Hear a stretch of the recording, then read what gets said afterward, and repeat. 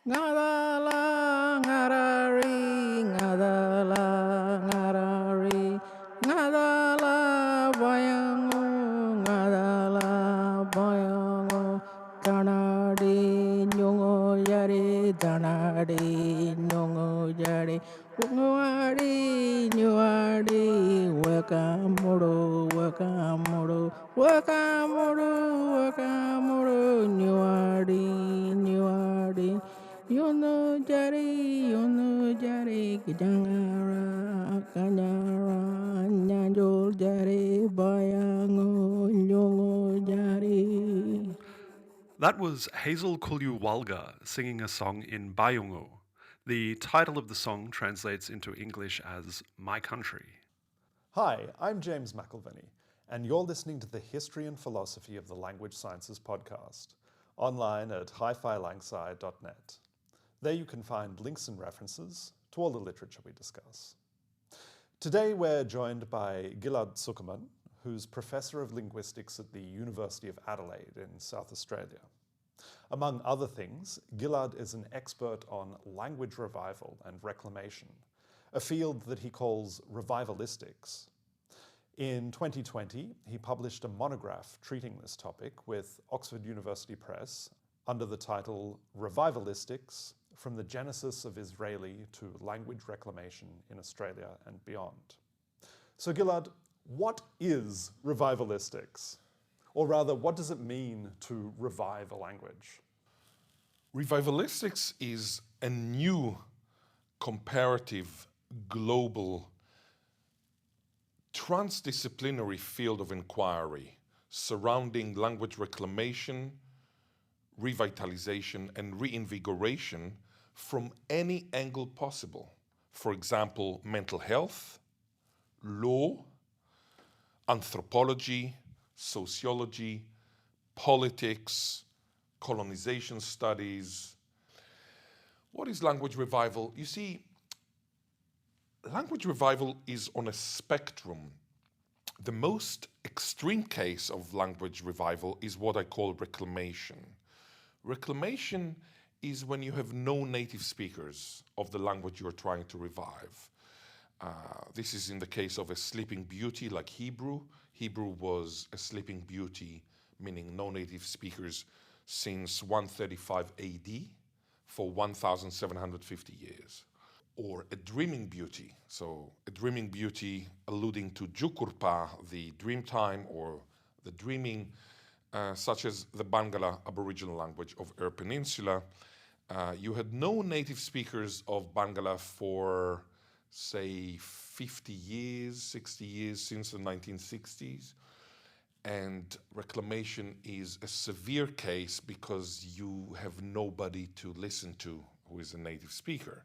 Now, on this spectrum, in the middle, you have what I call revitalization. So revitalization is of a language that is severely endangered, but it still has some elders speaking it. For example, Adnya Matna. Adnya means rock, and Matna means people. So Adnya Matna, rock people. These are the Aboriginal people of the Flinders Ranges, not that far from Adelaide. And I have a friend called Robert Wilton. He's in his 80s, and he is a native speaker of Adnya Matna. In the case of Adnya Matna, the percentage of native speakers among children is almost zero.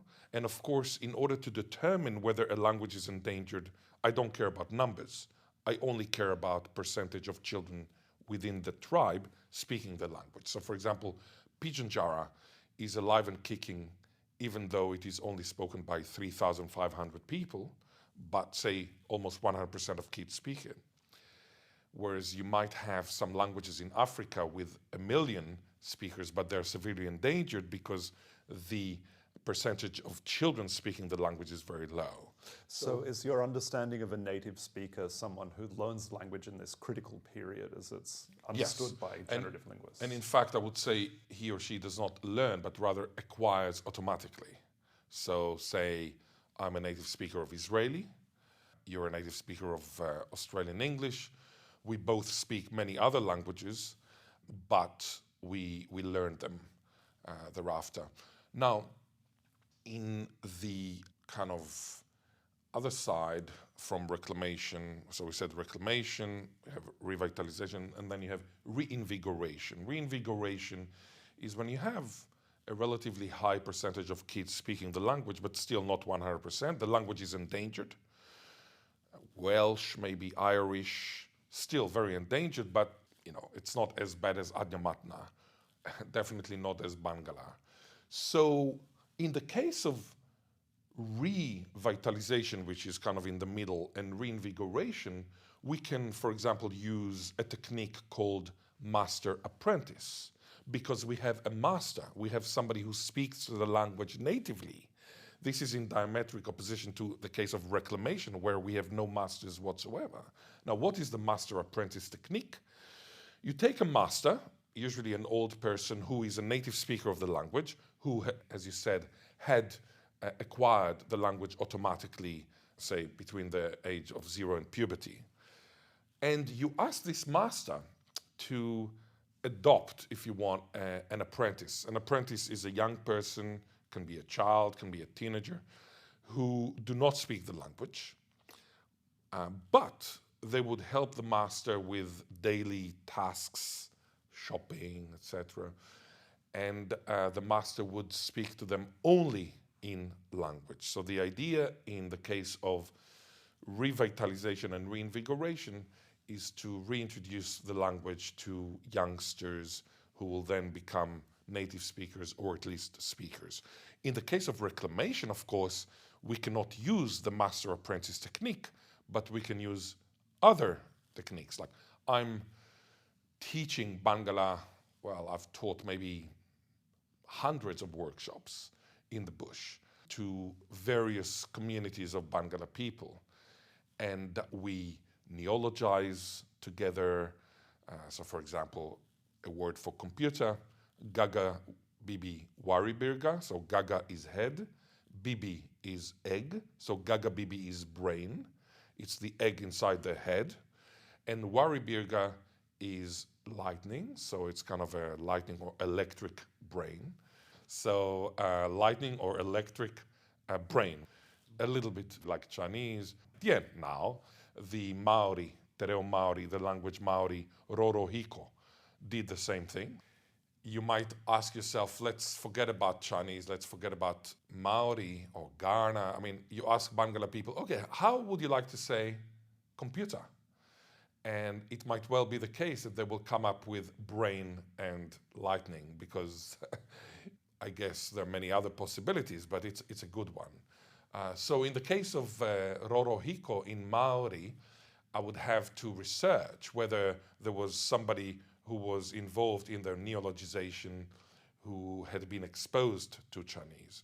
Now, if we talk about Barngarla, Clamor Wilhelm Schumann, the German Lutheran missionary who arrived in Australia in 1838, he knew 5 languages, which, of course, as a revivalist, I must be fluent in, because if I'm not, then I cannot analyze his dictionary properly.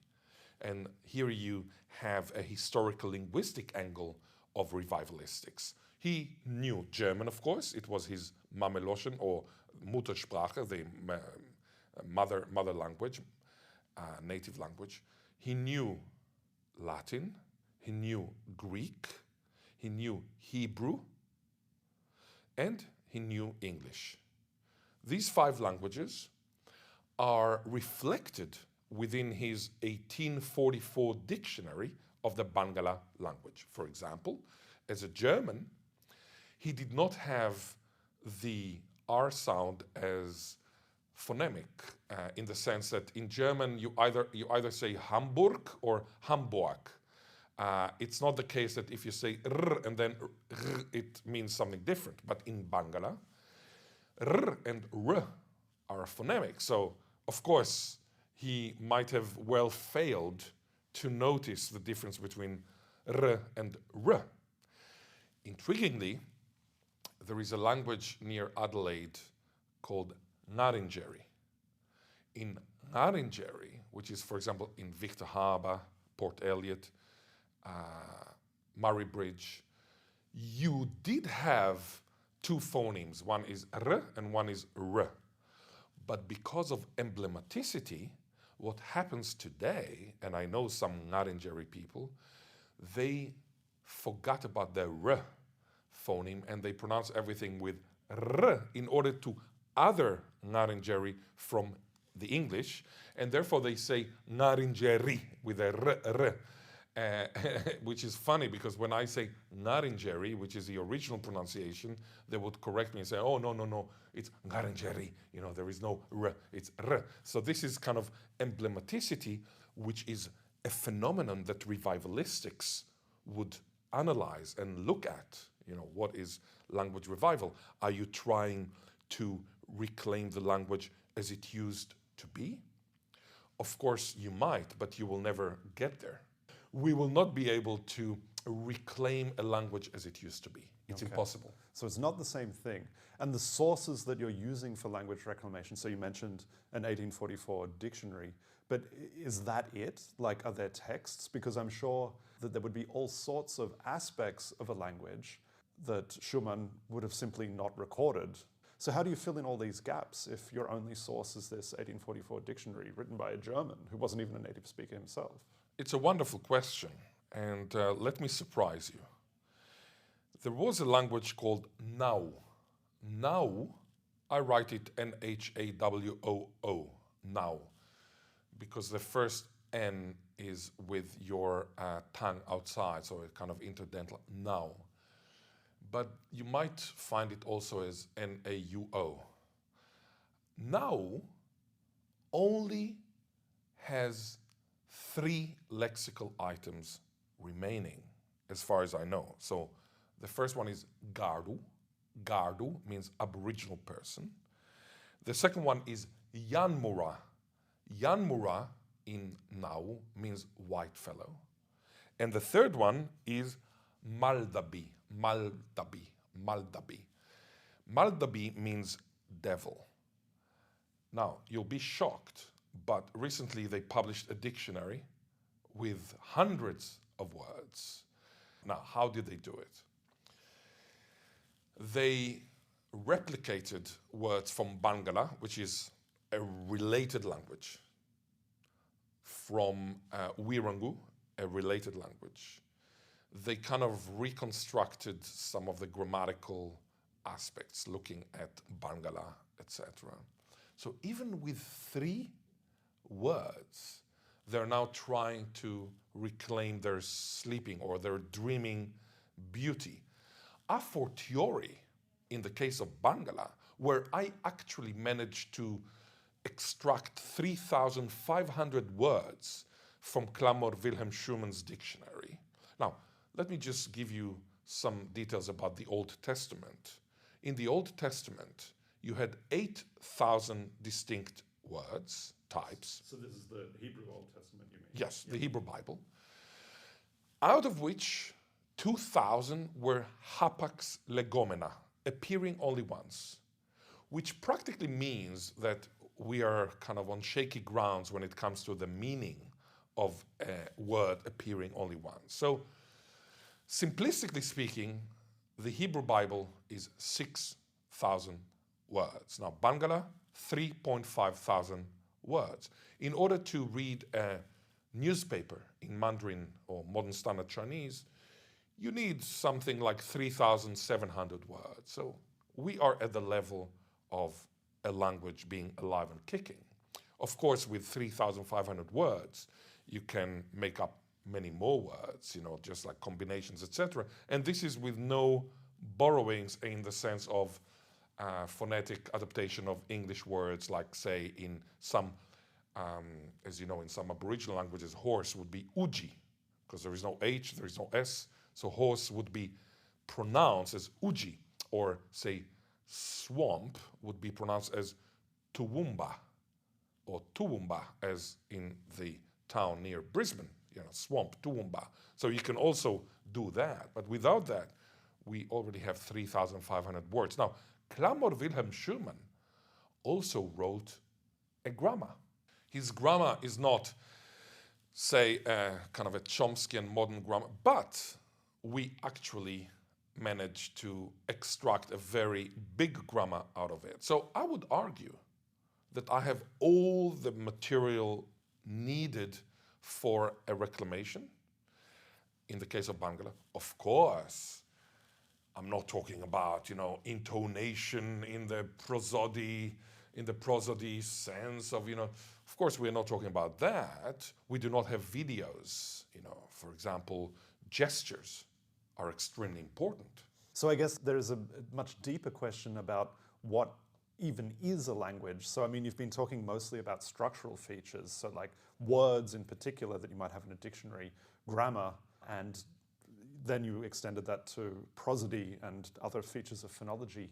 But what about the deep cultural aspects of a language? So what the words actually mean and the broader cultural context in which they're embedded. So I mean, the descendants of Ashkenazi Jews living in Israel today would be culturally quite different from people at the court of King David. And in the same way, there's perhaps a big difference in culture that's within certain parts of Aboriginal Australia from before the British invasion, if I can put it that way, to the present day.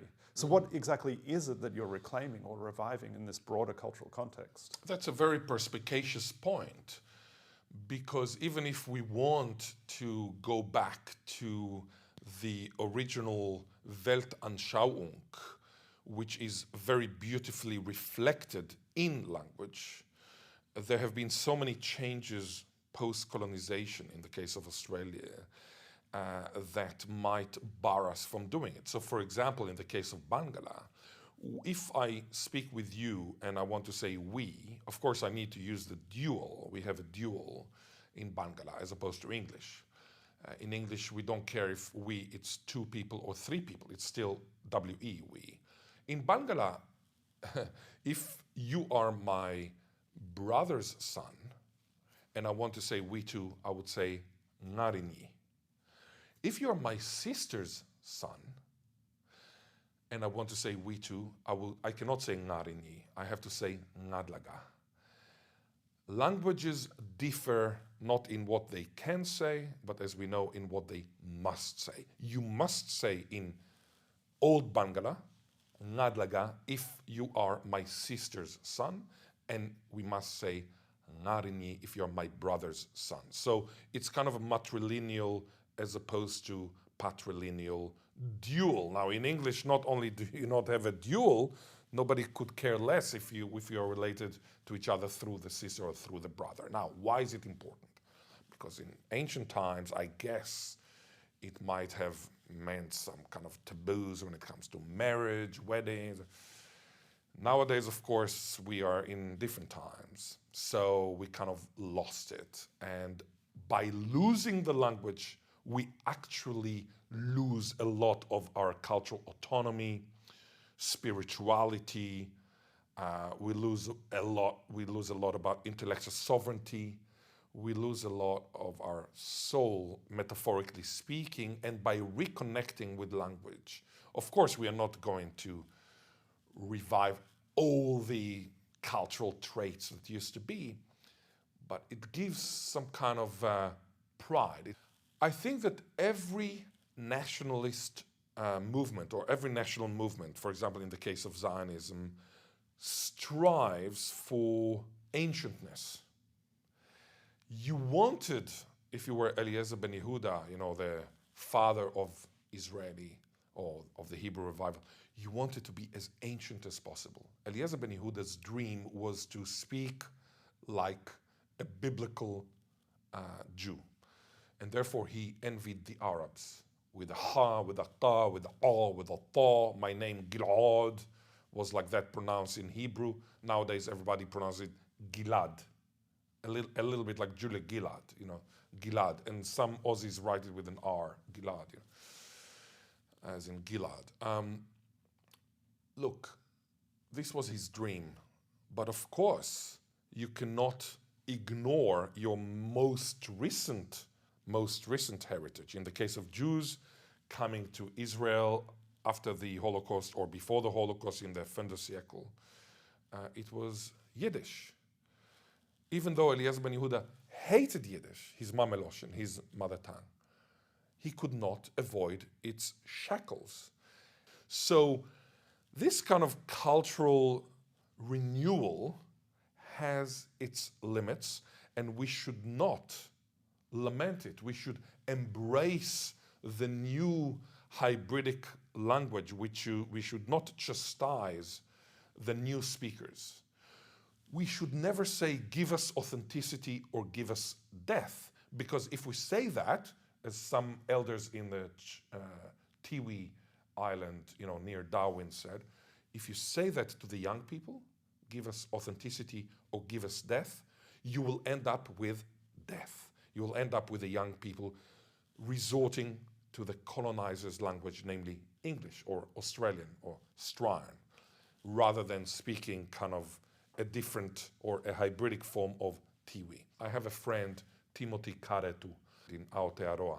Timothy is a prescriptivist, a purist, and he doesn't like it when you make mistakes in Te Reo Maori, the language Maori. But of course it's counterproductive, because some people would see him and walk to the other side of the pavement, not wanting to talk to him because they are afraid. It can be counterproductive. So I would embrace, champion hybridity. But do you think there's a danger in this idea of revitalization altogether, that you could devalue current ways that the Jewish people or Aboriginal people in Australia or Maori people actually speak now? Absolutely. So David Ben-Gurion, who was the first Prime Minister of Israel in 1948, but also he was the leader of the Yishuv before the establishment of Israel. He listened to Rozhka Korchak. She was a Holocaust survivor. This is the beginning of 1945, the end of 1944. She spoke in the Histadrut, which is an organization in Israel which used to be very important, and she spoke in Yiddish, her Mameloshen, her mother tongue. And David Ben-Gurion, I cannot forget it. I mean, of course, I was not there. I was born in 1971. But I cannot forget how horrible it was when I read about it first time. He said, "Ze ata dibra po chavera besafa zara vetzoremet." We have just heard a comrade speaking in a language that is foreign and cacophonous, referring to the Jewish language called Yiddish, which is Judeo-German. This is shocking in today's terms. It's the irony of history. Zionism tried to kill Yiddish because Yiddish represented the diasporic, persecuted, and of course Zionism is based on two negations. One is the negation of the diaspora, and the other is the negation of religion. And you can see the residues of this in today's Israel. It's fascinating and multifaceted. But the irony of history, Zionism wanted to cancel Yiddish, but Yiddish survives beneath Israeli. So this self-loathing definitely played a part, but it did not succeed. And of course, these days, which is 75 years after the establishment of Israel, if we talk about Israeli now, I think it's time to say, okay, we self-loathed Yiddish, but actually Yiddish is a fascinating language. So I think that if we get rid of this imprisoning purism prism, if you allow me an alliteration, and if we kind of get into a more realistic Weltanschauung, world view, then we end up empowering people who have lost everything in their lives. And what is the ultimate aim? I mean, you mentioned getting kids to acquire the language so that they become native speakers. But is there also an institutional element of expanding the domains in which the language is used?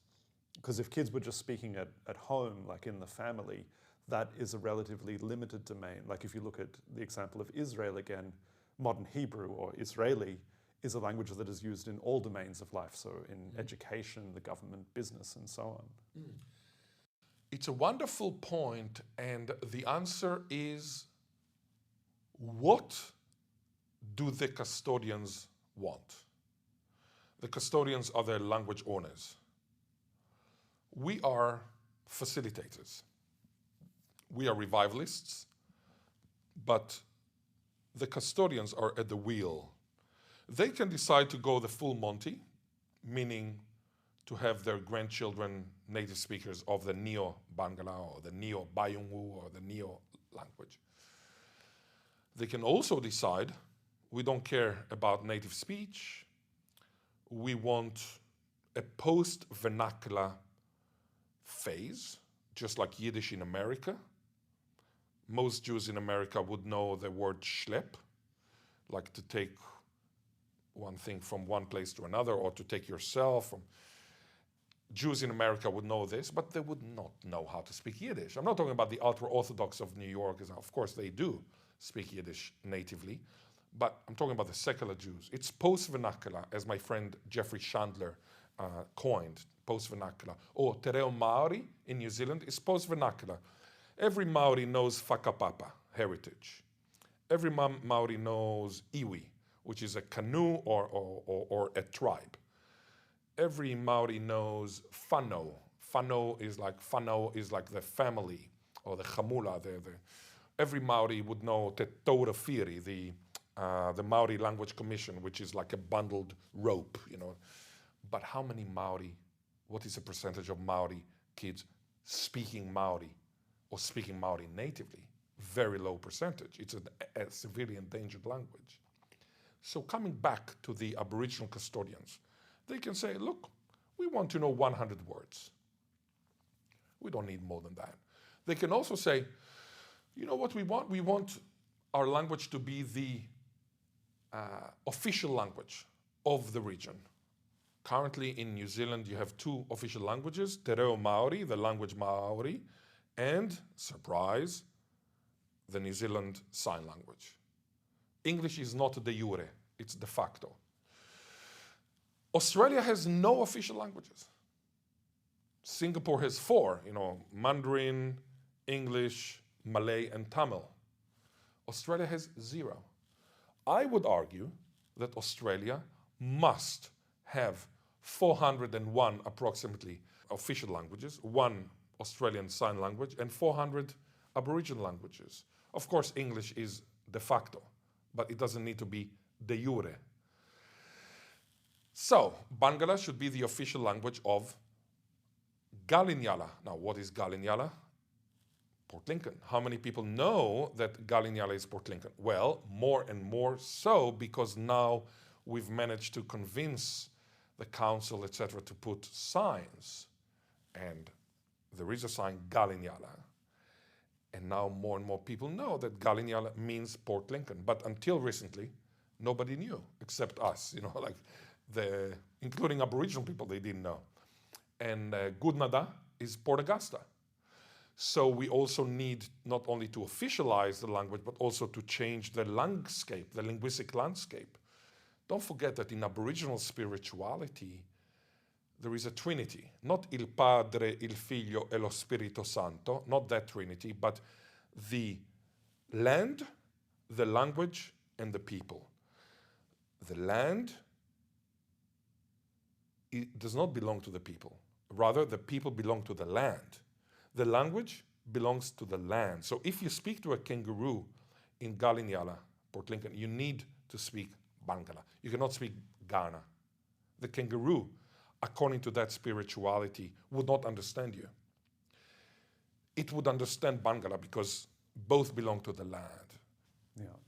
Well, thank you very much for answering those questions. Oh, it's a pleasure, James. It's always wonderful to talk to you, and keep up the good work. Yeah, and thanks for coming all the way to Hamburg. It's a pleasure. Meine Großmutter ist in Hamburg geboren. My grandmother was born in Hamburg, and it's actually the first time in which I see this beautiful city. Ngadala, ngadala, ngadari.